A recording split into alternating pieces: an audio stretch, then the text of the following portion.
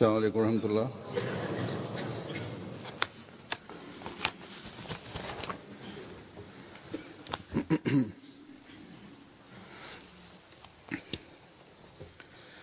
أشهد أن لا إله إلا الله وحده لا شريك له وأشهد أن محمدا عبده ورسوله أما بعد فأعوذ بالله من الشيطان الرجيم بسم الله الرحمن الرحيم الحمد لله رب العالمين الرحمن الرحيم مالك يوم الدين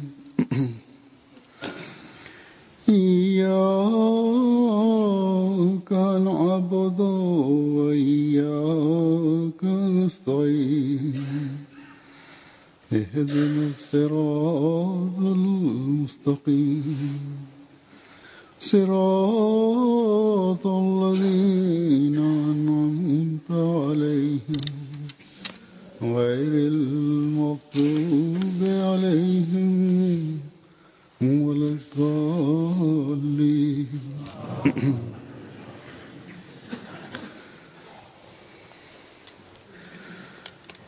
गुज़श्ता से पिछले जुमे मैंने बताया था कि de barmhartige, de genadevolle. In de vrijdagspreek van 2 weken geleden, het was toen de 12e Rabi'ul Awwal, vertelde Hazur over de bijeenkomsten en optochten die in Pakistan in het kader van de geboortedag van de heilige profeet, vrede zij met hem, gehouden worden.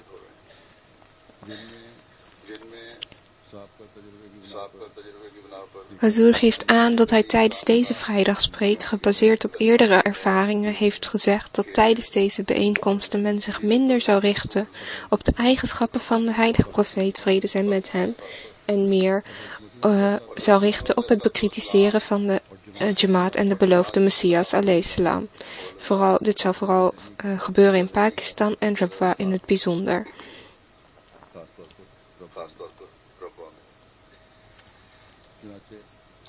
Gerapporteerd wordt dat het inderdaad het geval was.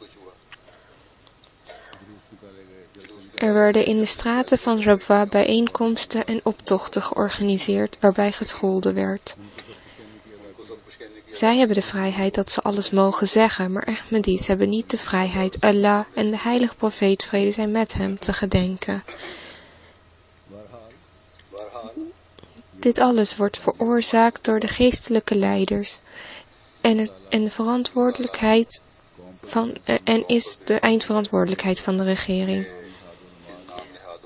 Mogen Allah het volk genadig zijn, opdat zij bevrijd worden uit de grip van deze zogenaamde geestelijke leiders. Dit gescheld is de gewoonte van deze geestelijke leiders en dit zullen ze blijven doen. En dit gescheld of de hindernissen die zij proberen op te zetten, zullen de vooruitgang van de Jamaat nooit beperken. Iedere oppositie versterkt juist de Jamaat in haar vooruitgang.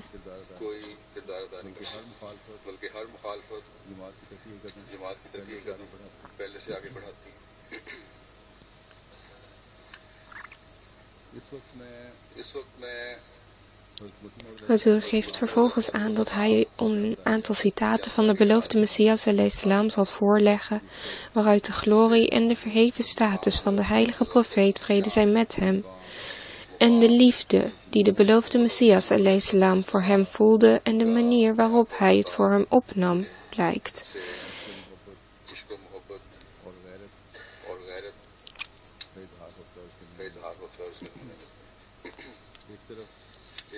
Enerzijds hebben we deze tegenstanders, die schaamteloze uitspraken doen, en aan de andere kant hebben we de beloofde Messias alayhi salam, die de heilige profeet, vrede zij met hem, op deze die op deze wijze de glorie van de heilige profeet, vrede zij met hem, uitdraagt.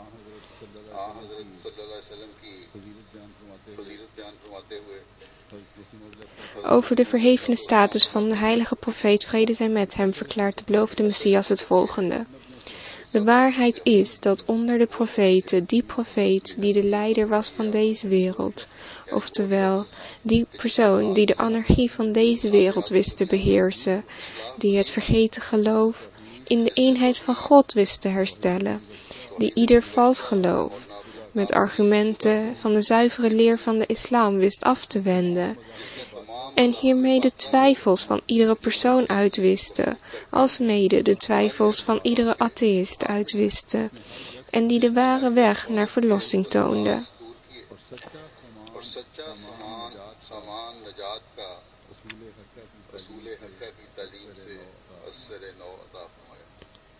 De beloofde Messias salam vervolgt: dit is de persoon die de wereld het meeste profijt bracht. Zijn status is daarom ook het meest verheven. Uit de geschiedenis en uit het boek van Allah blijkt dat, en degenen die zich openstellen kunnen dit zelf ook zien. Uit het boek van Allah blijkt dus dat de profeet die het meest verheven is, de heilige profeet Mohammed, vrede zij met hem, is. Brahine Ahmadiyya.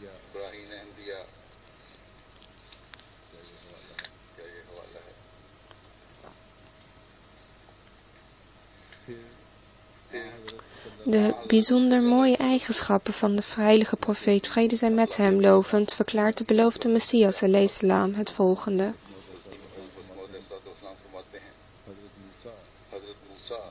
Hazrat Moses salam was onder de profeten van de Bani Israël het meest verdraagzaam en het meest tolerant. En onder de Bani Israël kon geen enkele profeet, waaronder Jezus salam, de hoge status van Hazrat Moses salam bereiken.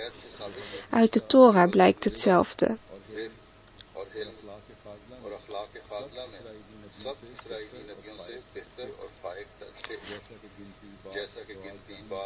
Uit de Torah, Genesis hoofdstuk 10 vers 3 blijkt dat Moses salam de verdraagzaamste was onder de mensen op deze aarde.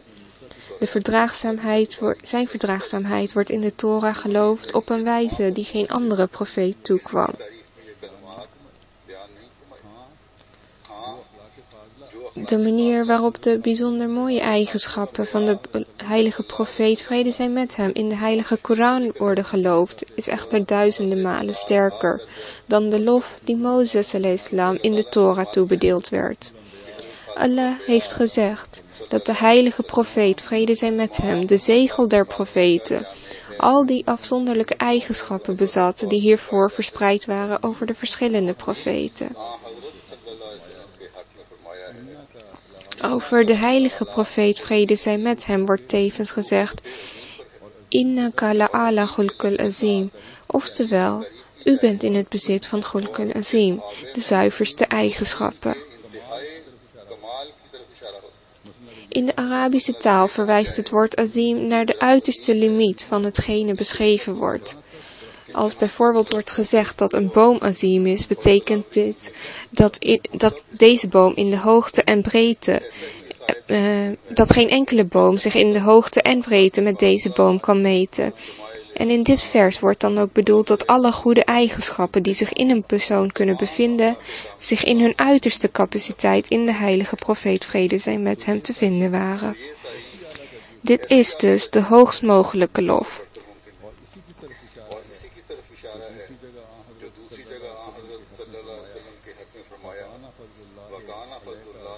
Hetzelfde wordt in een ander vers met de volgende woorden aangeduid. Wakana fazlullahi alaykul azima, oftewel, u bent de meest gezegende en geen enkele profeet kan uw status bereiken.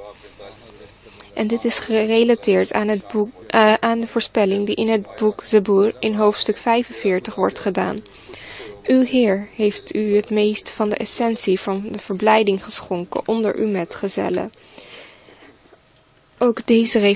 Ook hier refereert Hazur aan Brahine Ahmadiyya. Over de zuivere verlichting die de heilige profeet, vrede zij met hem, werd geschonken, zegt de beloofde Messias het volgende. De zuivere verlichting die deze perfecte persoon werd geschonken, wordt niet teruggevonden in de engelen, de sterren, de maan, de zon, en deze wordt ook niet teruggevonden in de zeeën en rivieren op aarde, niet in de verschillende edelstenen. Deze wordt dus in geen enkele wereldse of hemelse entiteit teruggevonden, alleen in de mens, oftewel alleen in deze perfecte persoon. Onze geliefde profeet, vrede zij met hem, ontving deze verlichting in zijn meest grote vorm.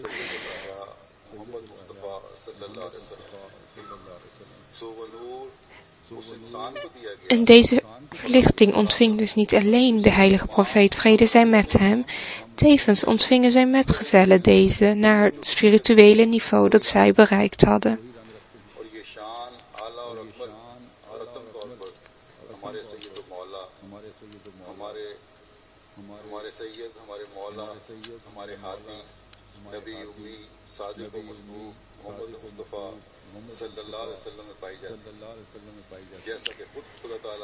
Zelf zegt Allah in de heilige Koran: zeg, mijn gebed en mijn offer, mijn leven en mijn dood zijn gewijd aan Allah, de Heer der werelden.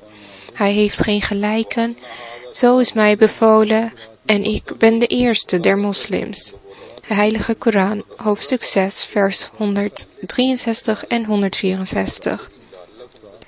Verder wordt in de heilige Koran gezegd: en dit is het rechte pad dat tot mij leidt. Volgt het daarom en volgt geen andere wegen, opdat zij u niet van mijn weg afleiden. Hiertoe vermaant hij u, opdat gij vroom moogt zijn. De heilige Koran, hoofdstuk 6, vers 154. Tevens wordt gezegd: zeg, indien gij Allah lief hebt, volgt mij. Allah zal u lief hebben en uw zonde vergeven. Allah is vergevingsgezind, genadig. De heilige Koran, hoofdstuk 3, vers 32.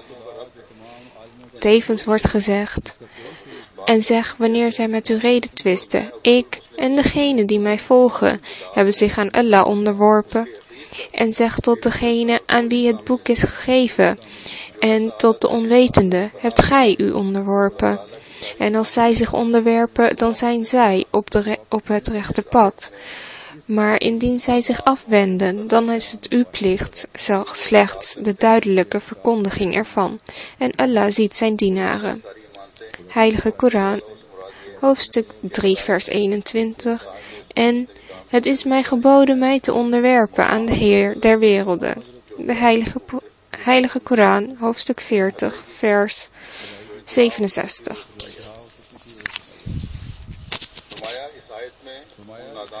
De beloofde Messias ﷺ introduceerde deze versen in zijn boek Aina Kalamat Islam en voegt hieraan toe dat er vanaf het begin van de wereld tot het einde ervan geen persoon zal zijn die Allah zo lief heeft als de heilige profeet, vrede zij met hem, en die hetgeen hem is toevertrouwd Allah met volle toewijding terugbracht.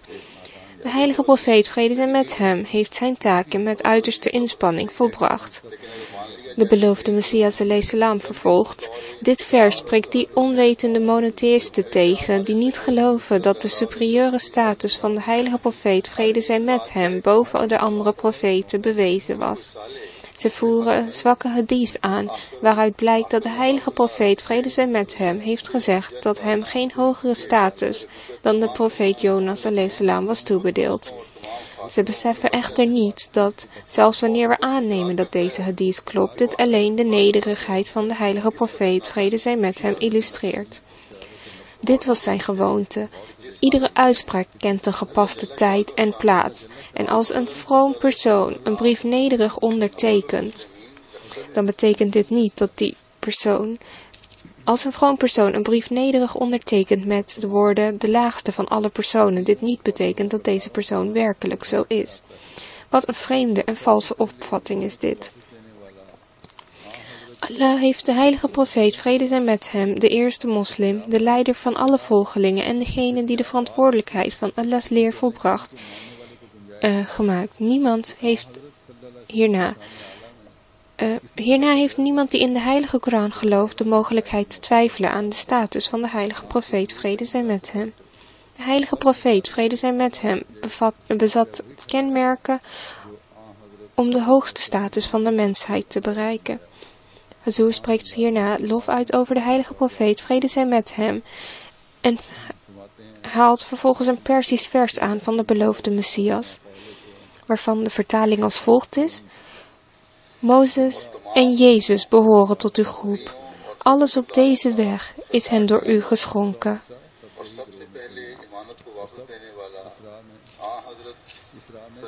De beloofde Messias, alayhi salam, vervolgt: Allah heeft tegen de heilige profeet, vrede zij met hem, gezegd: zeg hen dat mijn pad het rechte pad is en spoor hen aan dit pad te volgen.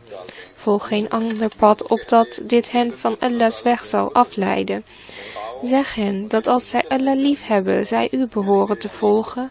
Neem de leer van de islam op en dan zal Allah u ook lief hebben en u uw zonde vergeven.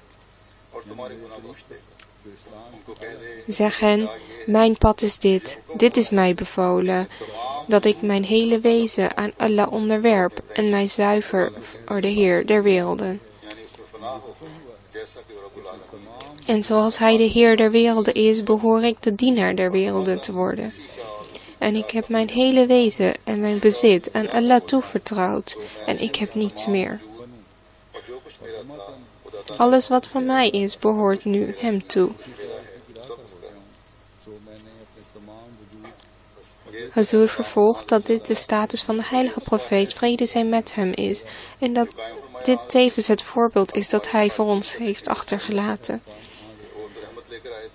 Over de tegenstanders van Ahmadiyyat zegt Hazur dat de heilige profeet, vrede zij met hem, genade bracht voor de wereld en dat deze personen vallen mensen die de geloofsbelijdenis afleggen aan.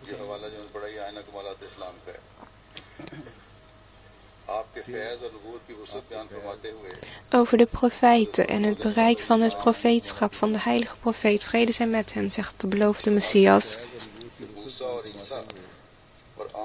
de Heer van Hazrat Mozes alayhi salam, Hazrat Jezus alayhi salam en de heilige profeet, vrede zij met hem, is dezelfde. Dit zijn niet 3 verschillende goden, maar door 3 verschillende zienspunten zien we de glorie van Allah op 3 verschillende manieren. Het doel van Mozes alayhi salam was gelimiteerd tot het volk van Israël en de farao's. Als het vizier van Mozes alayhi salam gericht zou zijn op de gehele mensheid, zoals die op dat moment in de wereld bestond, of zoals die in de toekomst zou staan, zou de Torah niet incompleet of onvolmaakt zijn. Op dezelfde wijze was het vizier van Jezus alayhi salam beperkt tot een aantal stammen van de Joden waaronder hij zich begaf. Zijn leer was niet bedoeld voor andere volken in die tijd of in de toekomst. Allah toonde zich hen naar hun capaciteiten en naar de behoeften van die tijd. Allah's contact met hen werd verzegeld en Allah's leiding en openbaringen stopten daar. De leer van de Bijbel was enkel bedoeld om de Joden naar het rechte pad te leiden en richtte zich niet op het corrigeren van de rest van de wereld.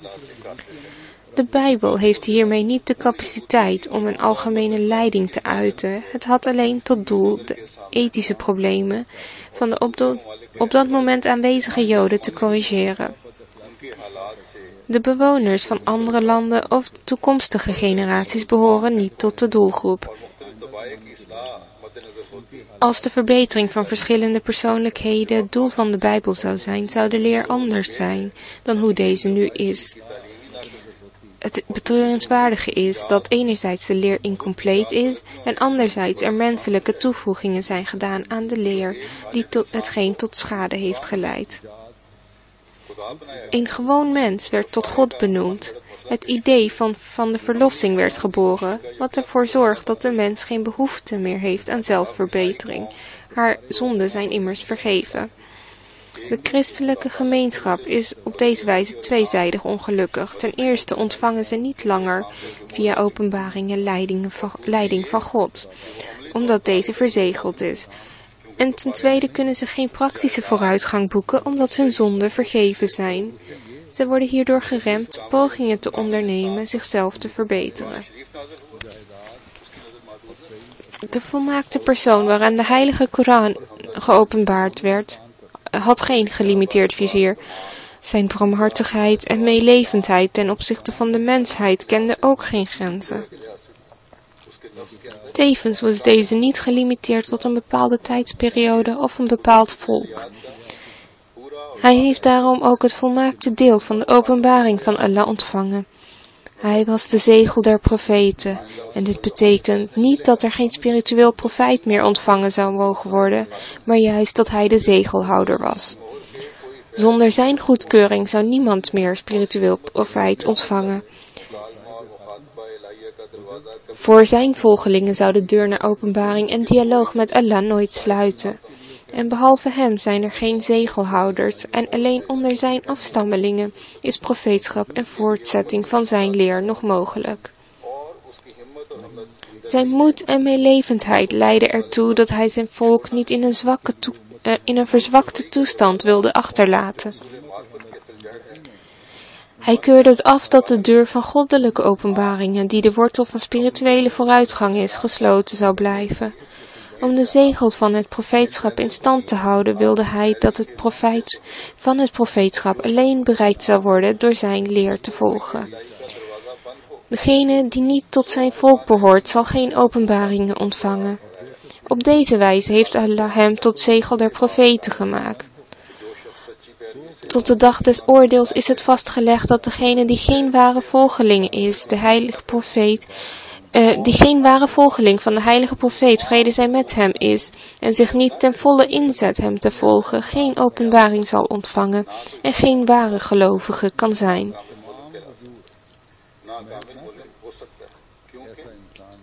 Het continue profeetschap is met de heilige profeet, vrede zij met hem, afgesloten. Het profeetschap dat via hem loopt, zal tot het einde der tijden blijven voortbestaan, zodat de spirituele ontwikkeling van de mensheid niet gestaakt wordt. Het is niet mogelijk dat na de heilige profeet een andere profeet afwijkt van zijn leer.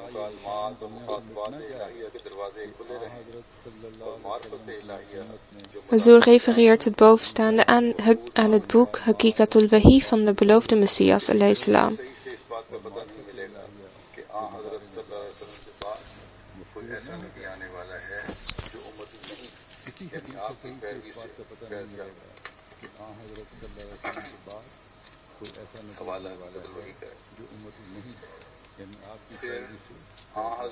Over de metgezellen van de heilige profeet, vrede zij met hem, vermeldt de beloofde Messias alayhi salam het volgende.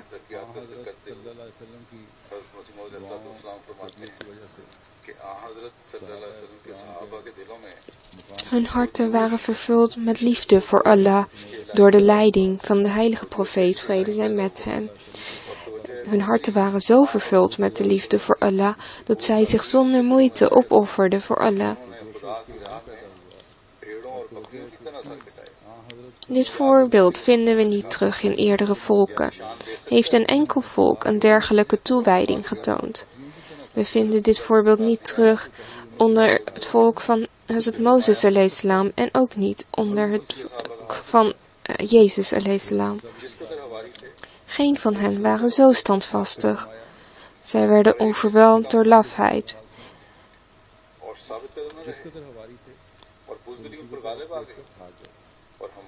De metgezellen van onze heilige profeet, vrede zij met hem, lieten echter een dergelijke standvastigheid zien in het aangezicht van zwaarden van de tegenstander, dat de overleveringen hierover men tot tranen toe roeren. Wat was het? Wat was hiervoor de oorzaak van? Wat was de oorzaak van deze toewijding? Wat was het in hem? Wat was het dat hen in een wereld van onwetendheid, waarin ze alleen geïnteresseerd waren in wereldlijke zaken, tot zulke verandering kon brengen? Een wereld waarin geen zonde of wreedheid hun onbekend was en waarin hun harten versteend waren. Veranderden zij en leek het alsof God in hen leefde. Het was waarlijk de aandacht van de heilige profeet, vrede zij met hem, die hen van een onrein leven naar een rein leven leidde. En de groepen ter grootte van legers, die zich tot de islam bekeerden, deden dit niet onder dreiging van het zwaard, maar gebaseerd op de onophoudelijke gebeden van de heilige profeet, vrede zij met hem, die hij uit rusteloosheid in Mekka verrichtte. De omgeving erkende dat ze in het bijzijn van een profeet bevond.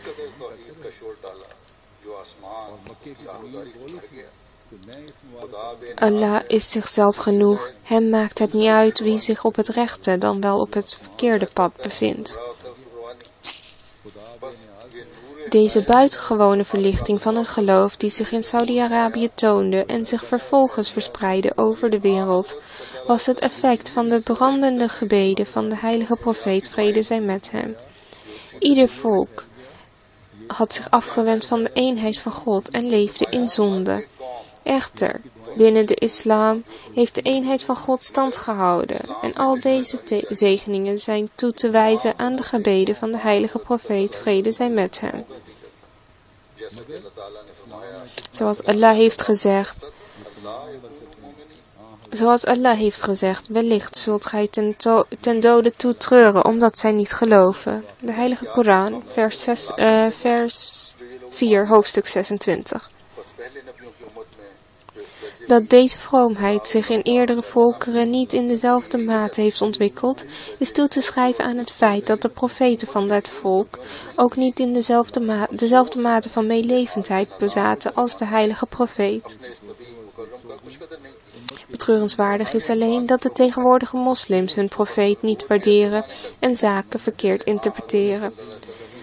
Ze leggen het begrip van zegel der profeten zo uit dat dit voor de heilige profeet, vrede zij met hem, beledigend is.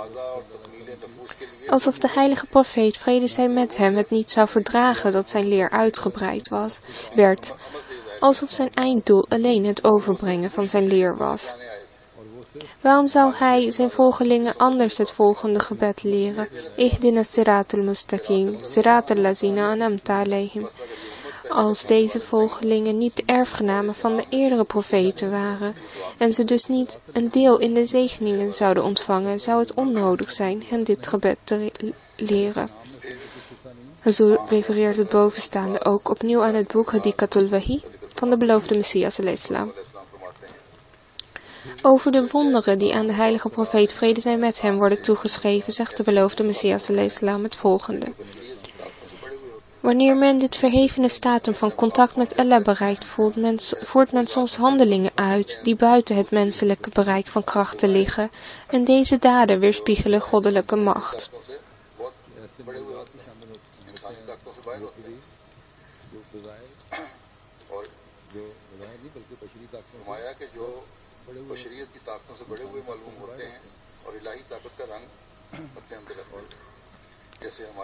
Zoals de heilige profeet, vrede zij met hem, tijdens de oorlog van Badr een handvol grind naar de tegenstander gooide. Dit grind werd niet beïnvloed door een gebed, maar door zijn spirituele kracht. En dit grind toonde goddelijke krachten en raakte de tegenpartij op een dergelijk buitengewone manier dat er geen enkele soldaat in het leger van de tegenstanders wiens ogen niet werden geraakt. En hoewel een zandstorm deze hand met grind volgde, was het grind dat de storm voorging. De beloofde Messias al-Islam vervolgd, ze raakten verblind en begonnen uit angst en bezorgdheid weg te rennen. Dit wonder wordt in het volgende vers besproken. En gij wierpt niet toen gij wierpt, maar Allah was het die wierp, opdat hij de gelovigen een grote gunst van zich mocht bewijzen. De Heilige Koran, hoofdstuk 8, vers 18. Oftewel, de achterliggende kracht was de goddelijke macht en dit was niet het werk van menselijke krachten. De beloofde Messias al-Islam schrijft verder, een ander wonder was het splijten van de maan. dat alleen door de kracht van Allah tot stand kwam. Hier was ook geen sprake van een gebed, maar alleen van een vinger die geleidt door goddelijke macht. Zo zijn er verschillende andere wonderen die de heilige profeet, vrede zij met hem, met de macht van Allah tot stand liet komen en niet aan de hand van gebeden. Verschillende malen liet hij door zijn vingers in een kleine kom met water te steken. Het water groeide tot een hoeveelheid die niet minderde nadat het hele leger en haar kamelen ervan gedronken hadden. Meerdere malen liet hij door zijn hand op een aantal broden te leggen, deze zo groeien dat honderden, duizenden hongerigen ervan konden eten.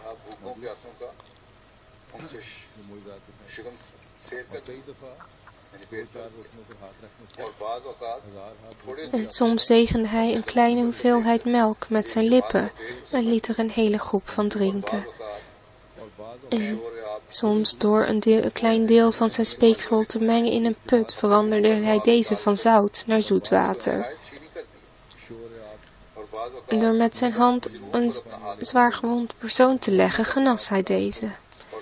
In sommige gevallen drukte hij een oogbol die tijdens de strijd uit de oogkas naar buiten was gekomen, weer terug en genas de persoon op deze wijze.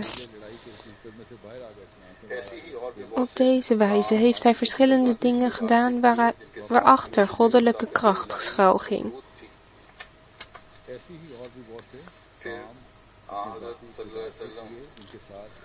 Bovenstaande wordt ook beschreven in het boek Aynat Kamal al-Islam over het eeuwige hemelse leven, zegt de beloofde Messias salam in het Ghazala Oham het volgende. De heilige profeet salam de heilige profeet, vrede zij met hem, heeft het hemelse leven. Uit de boeken van Allah blijkt dat na het overlijden alle profeten en uitverkorenen weer tot leven worden gewekt. Oftewel, hun wordt opnieuw een soort leven geschonken dat andere mensen niet zal toekomen. De volgende hadith verwijst naar hetzelfde. De heilige profeet, vrede zij met hem, heeft gezegd: Allah zal mij niet als lijk in het graf laten. Hij zal mij opwekken en tot hem doen oprijzen. Uitleggend hierover zegt de beloofde Messias salam: de ware interpretatie van deze hadith is het volgende. Mijn waarde in Allah's ogen is zo groot dat hij mij niet langer dan 40 dagen in mijn graf laat verblijven.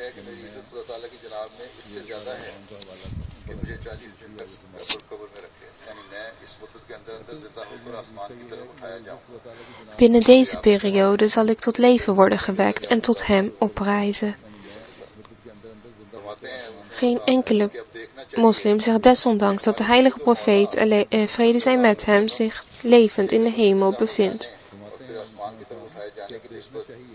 De beloofde Messias salam vraagt zich af op welke wijze hetgeen Jezus hierover heeft gezegd geloofwaardiger is dan dat wat de heilige profeet, vrede zij met hem, heeft gezegd. Het is zo dat het leven van Jezus salam minder waardig is, en zelfs dat van Mozes salam. Het is natuurlijk aannemelijk en de Miraj bevestigt dit ook, dat de profeten in wereldlijke fysieke vorm in de hemelen aanwezig zijn. Zij zijn levend en hun leven is van hogere aard dan martelaars. Waar Allah heeft over martelaars gezegd dat wij hun niet als gedood moeten benoemen, omdat zij nog levend zijn. En de profeten zijn dus in nog hogere mate levend. Het hoogste niveau van dit leven heeft de heilige profeet, vrede zij met hem, bereikt.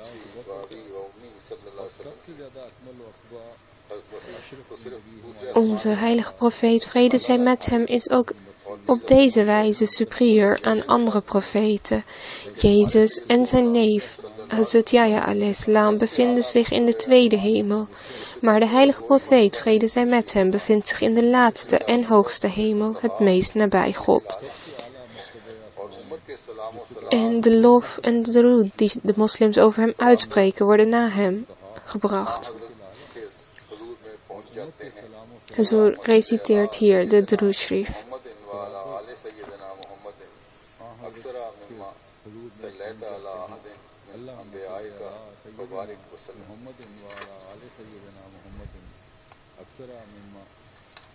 फिर इस बात का जिक्र फरमाते हुए ये भी ज़ाला आम का वाला तो मैंने पढ़ा जो भी इस बात का जिक्र फरमाते हुए De beloofde Messias beschrijft over de wijze waarop hij via de heilige profeet, vrede zij met hem, God heeft gevonden het volgende.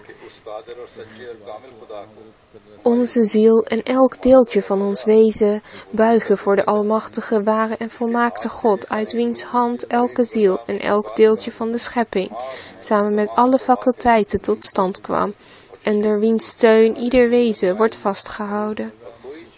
Niets is buiten zijn kennis, buiten zijn controle of buiten zijn schepping. We spreken duizenden zegeningen, vrede en genade uit over de heilige profeet, vrede zij met hem, via wie we de levende God hebben gevonden. God geeft onszelf het bewijs van zijn bestaan via zijn woord. Hij toont ons dit door buitengewone tekenen en zijn stralende aangezicht dat eeuwige en volmaakte macht bezit. Wij vonden de boodschapper die ons God heeft getoond en we vonden de God die alles heeft geschapen door zijn volmaakte macht. Hoe heerlijk is zijn macht dat er niets is ontstaan zonder dat en niets kan bestaan en voortbestaan zonder haar steun. Deze ware God van ons bezit talloze zegeningen, ontelbare krachten, talloze schoonheden en weldaden. Er is geen andere God naast hem.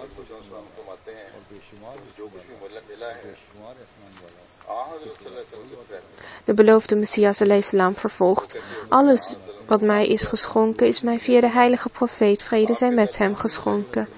Jullie zeggen dat ik de status van de heilige profeet, vrede zij met hem, niet erken, maar ik zeg hierop dat alles wat mij is geschonken, mij via hem is geschonken. In zijn Arabische boek Minanur Rahman schreef hij: bij God, ieder succes van mij is mij door God geschonken. Dus ik prijs hem en vraag om zegeningen van de Arabische profeet. Hij zorgt dat alle zegeningen nederdalen en hij leidt alle samenhang.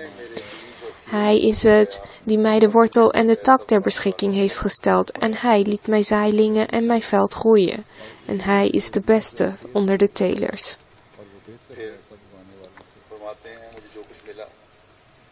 De beloofde Messias a.s. vervolgt: ik zweer bij hem dat net zoals hij sprak met De beloofde Messias a.s. vervolgt: ik zweer bij hem dat net zoals hij sprak met de profeet Abraham a.s. en vervolgens Isaac a.s., Ismaël a.s., Jacob a.s., Jozef a.s., Mozes a.s. en Jezus, zoon van Maria a.s. en na hen alle verleende met ongeëvenaarde helderheid en zuiverheid, sprak tot onze heilige profeet Mohammed, vrede zij met hem. Hij, God, mij vereerde met zijn openbaring door mij aan te spreken. Deze eer ontving ik alleen via mijn volledige onderwerping aan de heilige profeet Mohammed. Als ik niet deel had uitgemaakt van zijn nageslacht en niet een van zijn volgelingen zou zijn, zou ik deze eer van God nooit hebben ontvangen. Al zouden mijn goede daden de hoogte van alle bergen in de wereld geëvenaard hebben. Want ieder profeetschap is aan een einde gekomen, behalve het profeetschap van Mohammed, vrede zij met hem. Geen wetdragende profeet kan na hem komen en een profeet die geen nieuwe wet brengt kan nedergezonden worden, maar daarvoor moet hij eerst een volgeling van de heilige profeet, vrede zij met hem, zijn.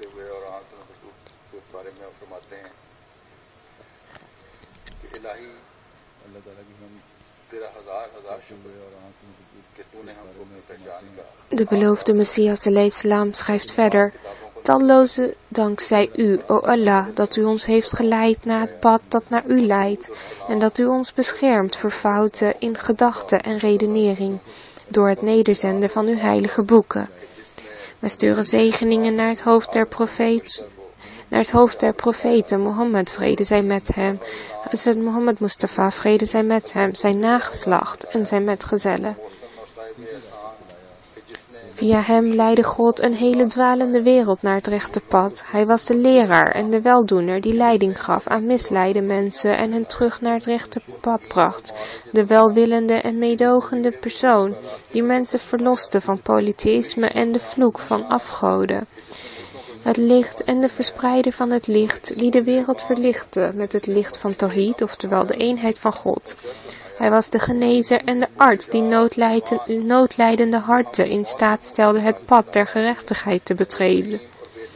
De edele weldoener die de doden weer tot leven wekte met het elixir van het leven. Diegene die genadig en barmhartig was en pijn en verdriet had voor zijn volgelingen. De dappere en de moedige die ons gered heeft uit de klauwen van de dood. De nederige en onbaatzuchtige die zijn hoofd buigt voor de Heer in totale overgave en zichzelf hierin volledig vernietigt. De perfecte gelovige in de eenheid van God en de oceaan aan kennis die werd geïntimideerd door niets behalve de majesteit van God en alles buiten Allah zag als waardeloos en het wonder van de goddelijke kracht die ondanks het feit dat hij ongeletterd was alle overtrof ten aanzien van goddelijke kennis en degene die alle volkeren aansprakelijk stelde voor hun fouten en vergissingen. Brahine Ahmadiyya, bladzijde 25 en 26. Hazur geeft aan dat het voor iedere moslim verplicht is om de zegeningen uit te spreken over de heilige profeet, vrede zij met hem. Zonder dit te doen wordt het verwachte niveau van liefde die een moslim voor de heilige profeet, vrede zij met hem, zou moeten hebben niet bereikt. En zonder dit zal men dit niveau ook nooit kunnen bereiken. Geen enkel gebed kan volbracht worden of geaccepteerd worden zonder dat de darood daar een onderdeel van uitmaakt. We moeten tevens onthouden dat het ware doel van het uitspreken van de darood de liefde voor de heilige profeet, vrede zij met hem, zou moeten zijn.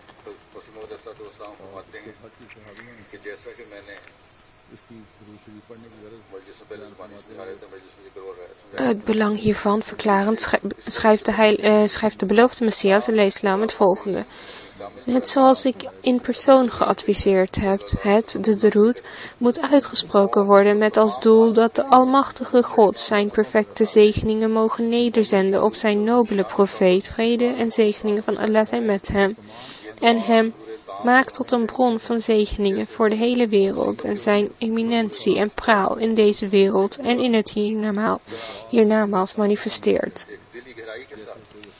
Dit gebed dient gezegd te worden met volledige toewijding, net als wanneer iemand met volledige toewijding bidt in tijden van persoonlijke problemen. In feite moet dit gebed met grotere nederigheid en meer smekend gedaan worden. Er moet geen sprake zijn van een persoonlijk motief om beloning of status te verkrijgen.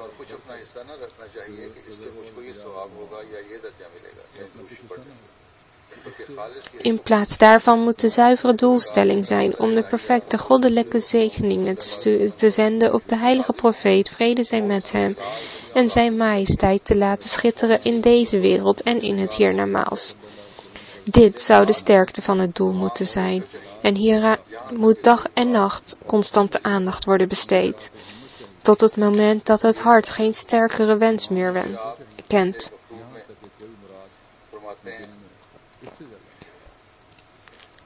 Hazur voegt hieraan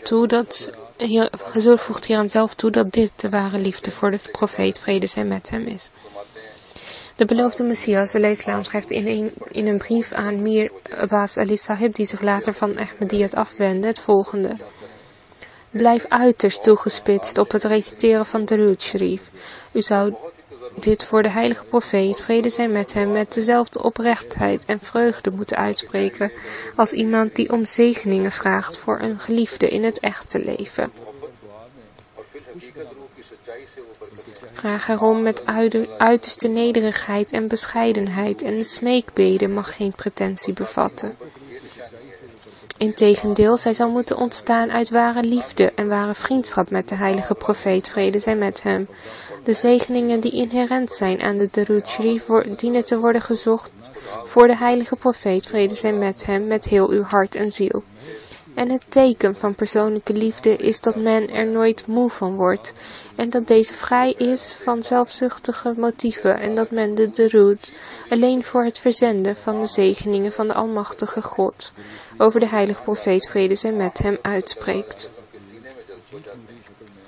Tijdens een bijeenkomst zei de beloofde Messias alayhisalam: het is mijn persoonlijke ervaring dat door middel van het uitspreken van de Durood op de heilige profeet, vrede zij met hem, goddelijke genade zich in de vorm van een prachtig licht begeeft richting van de heilige profeet en in zijn borst wordt geabsorbeerd, waar het zich vervolgens opsplitst in talloze draden en iedereen bereikt die deze, volgens zijn capaciteit, verdient. Zeker, geen genade kan iemand bereiken zonder de tussenkomst van de heilige profeet, vrede zij met hem. Het aanroepen van zegeningen over de heilige profeet, vrede zij met hem, brengt zijn troon van waaruit deze draden van licht zich vormen in beweging. Hij die de genade van God, de Almachtige, wenst te verkrijgen, moet de zegeningen voortdurend over de heilige profeet, vrede zij met hem, uitspreken, zodat de goddelijke genade verplaatst zal worden.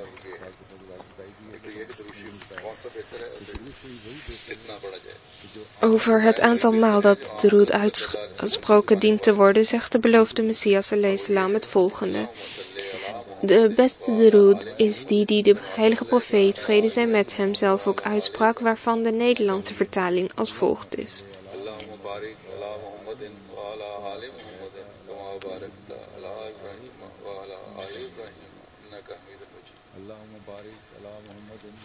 O Allah, begunstig Mohammed en de volgelingen van Mohammed zoals gij Abraham en de volgelingen van Abraham begunstigde. Voorwaar, gij zijt geprezen, verheerlijkt. O Allah, zegen Mohammed en de volgelingen van Mohammed zoals gij Abraham zegende en de volgelingen van Abraham. Voorwaar, gij zijt geprezen, verheerlijkt. De beloofde Messias alayhisalam geeft verder aan: van alle vormen van de Durood Sharif is deze de beste en deze reciteer ik zelf ook. Het reciteren van de Durood is niet verbonden aan een bepaald aantal keer. Van belang is dat men het reciteert met volledige toewijding en liefde, totdat men een bewogen toestand van zachthartigheid en onzelfzuchtigheid heeft bereikt en totdat mens hart vervuld is met vrede en liefde. Verklarend wat hiervan de bedoeling is, schrijft de beloofde Messias alayhisalam het volgende: de heilige profeet heeft geen behoefte aan andermans gebeden, maar daarin rust een diep mysterie. Een persoon die genade en zegeningen wenst voor iemand uit persoonlijke liefde, wordt op basis van deze liefde een deel van het wezen van deze ander. En aangezien God op de heilige profeet, vrede zij met hem, grenzeloze weldaden heeft geschonken, hebben diegenen die de Durood op de heilige profeet, vrede zij met hem, uitspreken en zegeningen over hem uitsturen uit persoonlijke liefde, deel in deze grenzeloze zegeningen in overeenstemming met hun eigen ijver. Echter, zonder geestelijke ijver en persoonlijke liefde manifesteert deze weldadigheid zich heel gematigd. Dit zijn de manieren voor het uitspreken van de Durood Sharif. Huzur draagt vervolgens een aantal versen voor uit het Arabische gedicht van de beloofde Messias alayhisalam, genaamd Qasida, waarin hij zijn liefde voor de heilige profeet, vrede zij met hem, beschreef. Hij beschreef tevens de status, de glorie en de spirituele kracht van de heilige profeet, vrede zij met hem. Daarnaast beschreef hij de handelswijze van het volk dat tegenstand bood aan de heilige profeet, vrede zij met hem. Uit het bovenstaande blijft niets anders dan de liefde van de beloofde Messias alayhisalam voor de heilige profeet. En desondanks is het merendeel van de moslim tegen de beloofde Messias alayhisalam.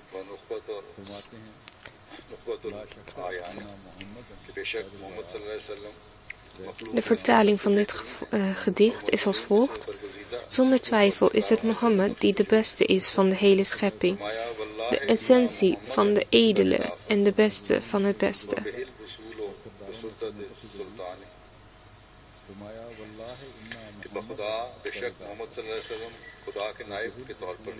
En bij God, Mohammed is zeker naast God. En door hem alleen kan men de drempel van de soevereine God bereiken.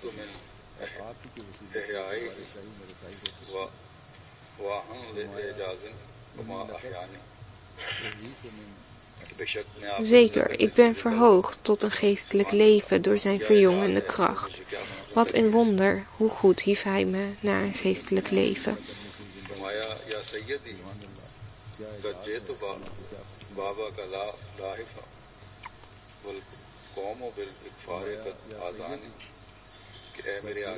O mijn meester, mijn profeet, inderdaad sta ik verlangend aan uw deur, terwijl de mensen mij pijn hebben gedaan door mij een ongelovige te noemen.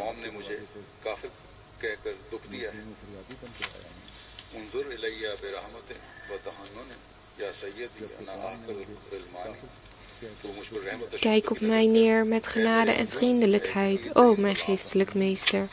De meest nederige dienaar ben ik. Mijn lichaam hunkert te vliegen naar u, zo intens is mijn wens dat deze zo hoog is gestegen. Zou het dat ik de kracht had om te vliegen. Hazur geeft aan dat hij hiermee een aantal voorbeelden heeft genoemd van de liefde voor de heilige profeet, vrede zij met hem, en ook het volk dat hem pijn deed. Mogen Allah ons allen in staat stellen de hoge status van de heilige profeet, vrede zij met hem, te bereiken. Hazur roept ons op te bidden voor het hele nageslacht van de heilige profeet, vrede zij met hem, ongeacht wat zij van ons denken of wat zij over ons zeggen. Het merendeel hiervan heeft zich uit onwetendheid en angst voor de geestelijke leiders tegen ons gekeerd. Echter, omdat ze verbonden zijn aan onze meester, de heilige profeet Mohammed, vrede zij met hem, behoren wij te bidden voor de droevige staat waarin zij verkeren. Mogen Allah hen hiervan verlossen.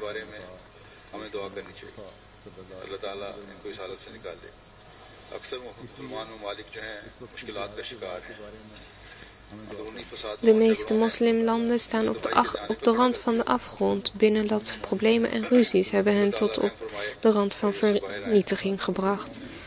Mogen God hen genadig zijn en hen uit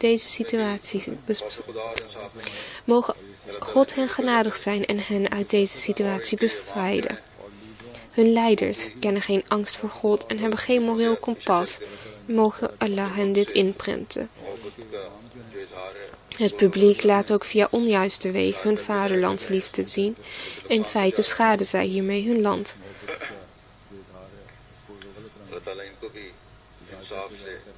Mogen Allah hen met rechtvaardigheid en gelijkheid de liefde voor hun land laten tonen. Anders ziet de situatie er alarmerend uit. Als de situatie zo blijft voortbestaan, lijkt het erop dat zich zeer alarmerende situaties kunnen ontwikkelen.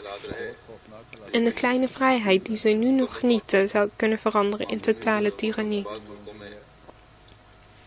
Daarom zijn gebeden hard nodig.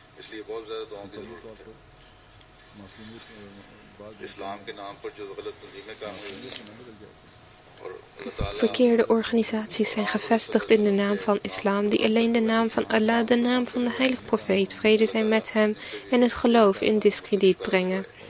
Mogen Allah de moslims van hen verlossen. Mogen Allah de wereld van hen verlossen, want nu vormen ze een bedreiging voor de wereld. Zij bederven het mooie gelaat van de islam. Onze inspanningen zijn om de prachtige waarheden van de islam te tonen. Echter, wanneer we dit doen, staan hun vuile inspanningen er tegenover. En tegenstanders van de islam gebruiken hen als voorbeeld.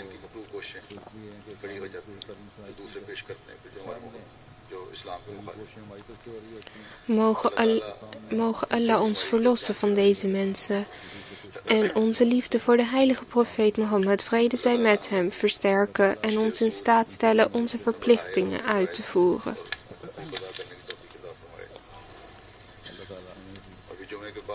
Hazur geeft aan dat hij na het vrijdagsgebed 2 janaza-gebeden zal verrichten.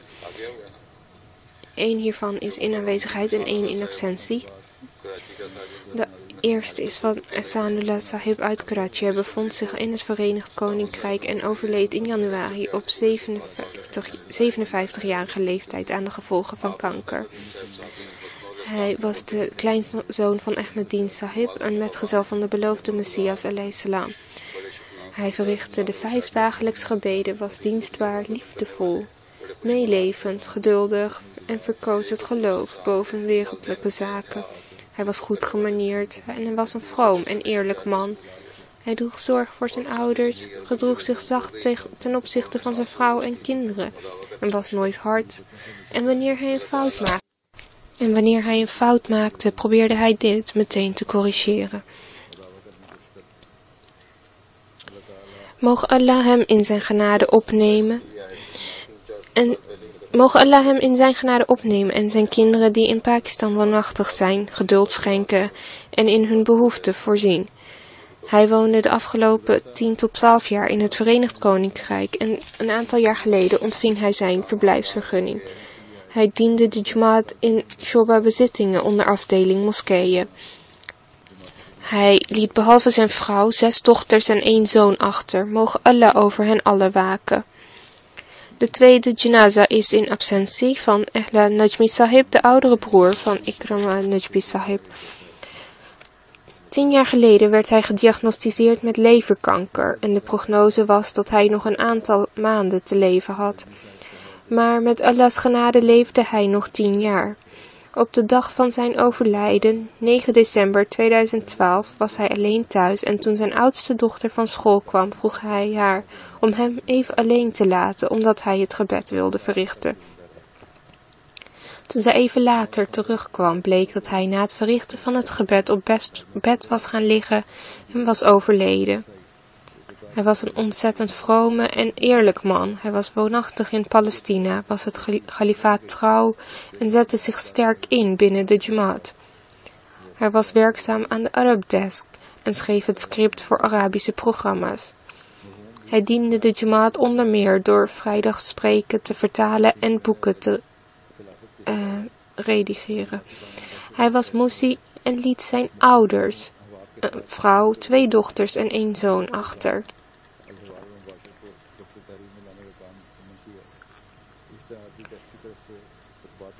Zijn enige zoon werd op de dag van de inauguratie van Huzur geboren en met deze reden hebben zijn ouders hem Masroor genoemd. Hani Tahir Saab schrijft over hem. De overledene en Mustafa Sabit Sahib waren beide erg geduldig en leden beide aan een ziekte waarbij men normaal gesproken niet lang overleeft. Zij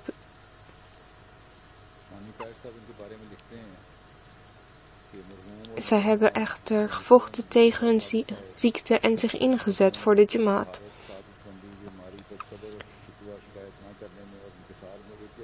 Ze waren betrokken bij het vertalen van boeken van de beloofde Messias alayhi salam en van de vrijdagspreken van Huzur.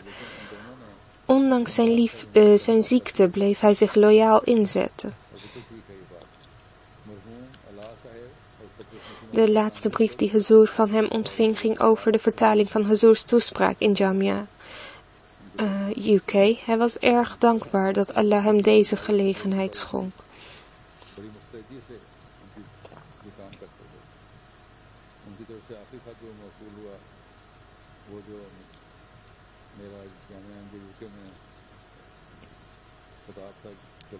Tahir Nadim Sahib schrijft over hem. De bijzondere eigenschap van Ehla Najmi Sahib was dat hij haast maakte bij het verrichten van goede daden. Hij wist dat hij nog kort te leven had en wilde zijn laatste dagen vullen met goede daden. Iedere vrijdagspreek werd hem toegestuurd voor vertaling, maar wanneer dit niet gebeurde, stuurde hij gekwetst een mail met de vraag waarom de vrijdagspreek hem die week niet was toegezonden. En hoewel zijn ziekte effect had op zijn gezichtsvermogen, bleef hij met volle inzet werken. Hij nam contact op met de Arabische balie met de boodschap dat hij zich niet goed voelde en vroeg hen of er een opdracht was waaraan hij kon werken. Hij gaf aan dat hij energie putte uit het verrichten van werkzaamheden voor de Jamaat. Hij Hij schreef zelf: ik benoem mijn ziekte alleen zodat men voor mij kan bidden. Dit betekent niet dat u mij geen werk meer kunt toesturen. Momentari Sahib schrijft: ik had een heel liefdevolle band met de overledene. Hij was zeer toegewijd aan het kalifaat en gehoorzaam aan de Jamaat. Zijn meest bijzondere eigenschappen waren zijn toewijding en de hulp aan de Arab Desk en zijn gastvrijheid. Hij bracht zijn kinderen een sterke liefde voor het kalifaat en voor de Jamaat bij en probeerde hen Urdu te leren. Zijn oudste dochter heeft de Urdu-gedichten van de beloofde Messias a.s. geleerd. Hij probeerde iedere jalsa te bezoeken en ondanks een ziekte als kanker sliep hij met de andere gasten op de grond. Hij was een van de dienaren van het kalifaat die zich in stilte en met nederigheid tot het einde van zijn dagen in dienst stelde. Moge Allah zijn hemelse status blijven verhogen. Wanneer hij tijdens zijn ziekte over zijn kinderen sprak, zei hij altijd dat hij er volop vertrouwde dat Allah voor zijn kinderen zou zorgen. Moge Allah zijn vrome wensen en gebeden omtrent zijn kinderen verhoren en moge Allah in hun behoeften voorzien. Moge Allah de Arab Desk nog hogere en nog grotere helpers schenken. Amin.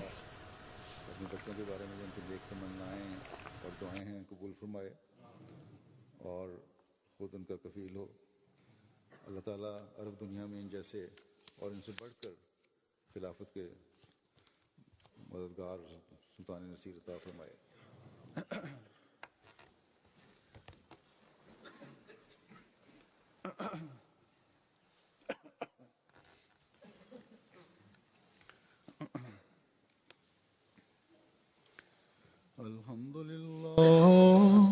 الحمد لله نحمده ونستعينه ونستغفره ونؤمن به ونتوكل عليه